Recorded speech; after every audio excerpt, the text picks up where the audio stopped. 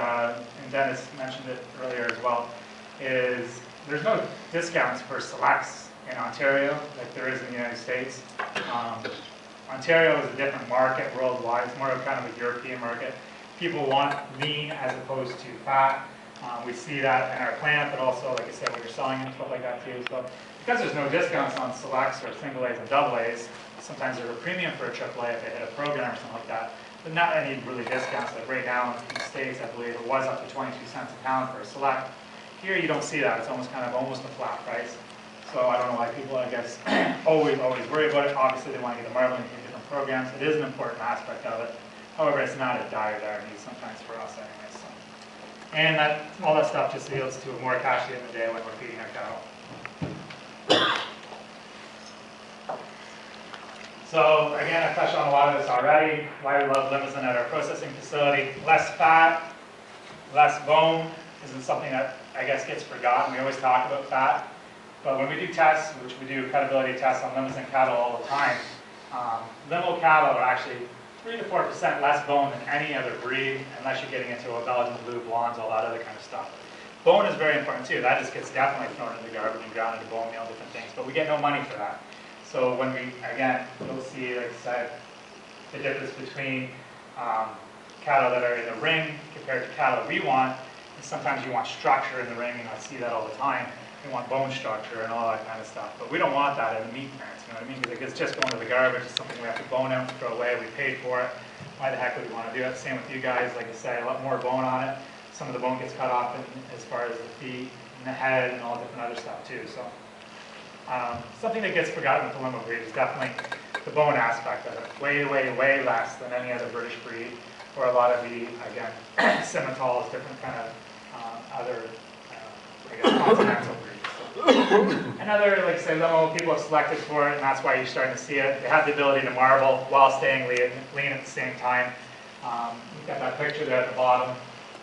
Those are both triple A's. One's a limo, and one's just kind of an Angus cross, I guess, that we had in there. I should have put a pen in front of it just to show you the difference in the size of the rib eyes there.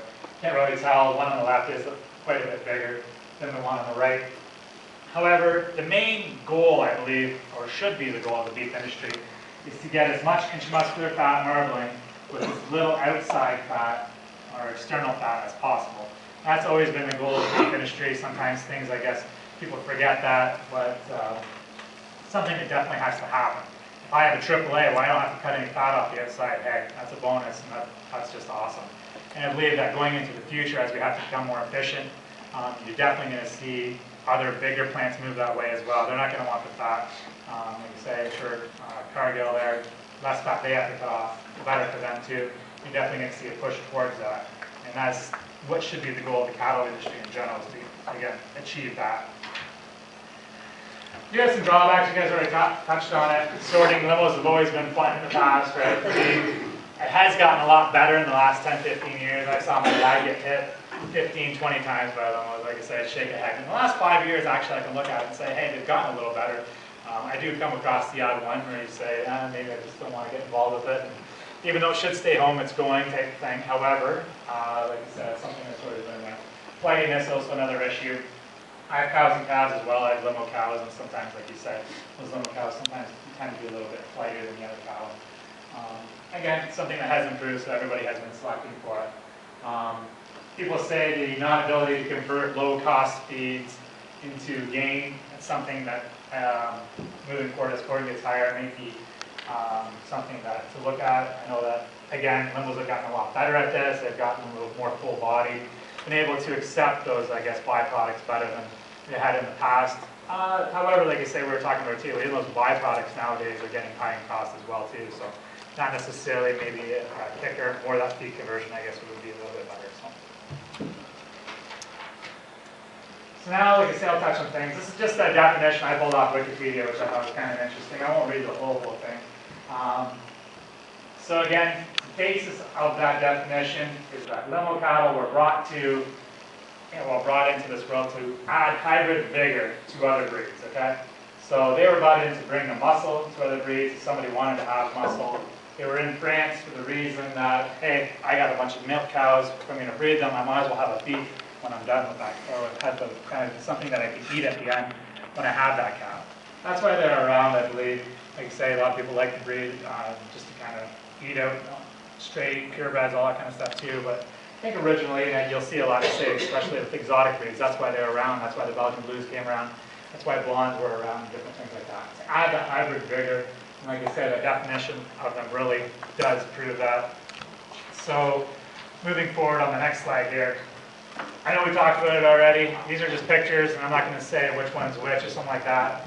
But I asked at least 20 people which one was the limo to here, okay? And I went 0 for 20 pretty much. I don't think one person got it, and that was my daughter probably. But like I said, those all look the same to me, okay? There's 2 Angus up there and 1 limo. So, and actually most people who did picked the Angus as the limo up there. So things have definitely, in the last 10 years, changed, I guess. I remember, say, as a kid, you always thought the limo was big, it was massive, it was muscular, and different things like that. I'll touch on how I believe that maybe you guys can change that a little bit, but like I say, I'm not trying to say that one is better than the other. I'm not saying it's other people's fault, I'm just giving our opinion on different things. Like I say, the judges have picked for it, people want to win. I feel the same way, I'd want to win too, so I would start breeding for that as well. That has a trickle-down effect into everybody, I guess, in the way that limos are bred. And like I say, it's like a pyramid. You always saw that you have your purebred breeders at the top and then your commercial guys at the bottom. So it takes a while for that to filter down. However, like I say, when we'll start to look like this, pretty much, again, there's not going to be much differentiation between limos, Angus. It's going to look pretty much the same. Next slide, like I said. Which one was the limo? Oh, sorry. Well, the limo, I just thought somebody would know. The limo's actually the bottom one. So, Right, yeah. 2 of those limos. So, yeah. I didn't want to point it out. Actually, I got it off. So I came out of this slide. So again, this shows, like I say, the breed. These are European limos versus Canadian limos. Just the different way things have gone. People always say that Europeans are 10 years in the future ahead of us, sometimes in different aspects. I think in this regard they are.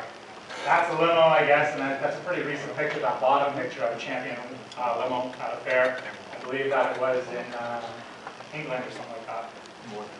And then another champion limo up there. So you can just see where the breed's gone. You can definitely see the difference up there between those cattle. Like I say, it doesn't take a brain scientist to figure that out. Things have changed. We as packers, like I say, talk about it all the time. I don't necessarily think it's a change for the good. You say you don't want to become what other people are doing. You want to do the opposite. I think it's something we have to look at and get back to. It's not too late because there's still a lot of very good limos out here. There's a lot of people in here that have awesome limo cattle and different things like that. We haven't gone too far, like I say, because the good thing with the cattle industry, it takes a long time to make that change. We can't be too far off from where we were. So, like I say, there's a lot of things that we need to get back to. So, put the next slide. Again, I just asked why the change. I know that people, again, are selecting for maternal characteristics all the time and always looking at that, but they forget about what the packer wants. Always looking at, again, the way the animal walks. I was at the Royal this year, and like I say, I know what those judges are thinking. I was a live animal judge, like I say, in the United States. I know how they're taught. I know exactly, like I say, when the American judge, or even an Angus judge comes into the ring, I can pick which one's going to win typically, just on what they're thinking. It's not necessarily wrong, because they have been taught that way. It's a different way of thinking. It's more of, again, a cow way of thinking. They're taught that right at the university level when they take these live animal classes. Like I say, a lot of these people went to school, went to the same school I did. I was taught the same programs. I know what they're thinking, so in that regard. So it's not their fault, it's just like I say, but everything's moving towards one, I guess. I don't want to, sometimes I do shake my head quite a bit at these guys. So. Again, a lot of buyers in the rings are talking about change. I know Dennis would probably agree with me. I know Dave Clark and I sat down a couple of weeks ago and said, where are all the limos? There's not as many good limos around anymore. There's a lot of these half limos, a lot of different things. But we're losing a lot of that muscle. There is a niche market that we can fill with those limos at all times, whether it is with the hybrid vigor, a limo cross, or a purebred limo. They're all very important to us, like I say. We're a niche market, but why be like somebody else, and why copy what other people are doing? That's again what we, Casey brought up a very good point. Like I say, limos were brought into for hybrid vigor, for their muscling. How many people go pick a limo bull for milk APDs, right? If they want to pick something for milk APDs, they might pick, say, a Similitol if they want to get that out of it. They want to get extremely large frame, again, back to Simmenthal. They want to get fat in the commercial herd, they'll probably choose Angus in different ways that way. People choose limo for muscle. So at the end of the day, that's what they're choosing it for. That's what they're selecting for. If you become like Angus and start looking like Angus, well, then you're just going to be thrown in with Angus, I believe. And that things will, like I say, nobody's going to be, people are going to, there's a demand for those bulls to add the muscle, especially in the future. And like I said, people are going to go elsewhere. They're going to go to those Belgian cattle, even though, like I say, they can't walk. Imagine the Belgian breeders will start making them where they can walk. I had a bunch of Belgian blue guys down from actual Belgium the other day. They said they're really working on their walking aspects, doing different things like that. Limos, I think, are better than blues because, again, the cattle are more spry, they get up better, they have better birth weights, all that kind of stuff. But why lose? You don't want to lose out on that market, especially because I see things changing in the future. Again, marbling's not everything. I think that limo breed has to be leaders, not followers. Everything goes in cycles. Things will come back to muscling. People are becoming more health conscious all the time. We always say when people see fat at a retail level, they walk into the local supermarket, they see a steak with a whole bunch of fat on the outside, as opposed to a steak that's lean, they'll pick the lean steak every time because they want to be healthy. However, when they go to a restaurant, they just see AAA prime. Hey, it's cooked, I don't see it, it's fine, feed it to me that way, right? We're also saying that, like I say, in the future, it's might not be too far off, where people these supermarkets are probably going to be made to label their products, how much calories is in a steak, how much fat's in a steak, and that's what Casey brought that up too. I said, hey, that's probably, like I say, something I could say to these people, like I say, everything's starting to be labeled, people want to know what's in their product, probably like 10 years off where every steak's going to have to be labeled with the calorie count on it. So like I say, a AAA steak will say it has so many calories compared to the single A steak, and be on the menus and stuff like that too. So people will definitely gravitate towards the leaner, they always want to be skinnier and healthier that way. Flavor, like I said, it's not going to be me, I'm always going to pick maybe the fatter steak or something like that. However, for the AAA, just for eating, like I say, even though a single can be that way, I'm not scared of the fat, I guess is what I was trying to say. However, a lot of people are. We talked about this already. Where I believe you have to start changing would be the show ring. You just see these show rings getting more and more Angus based all the time.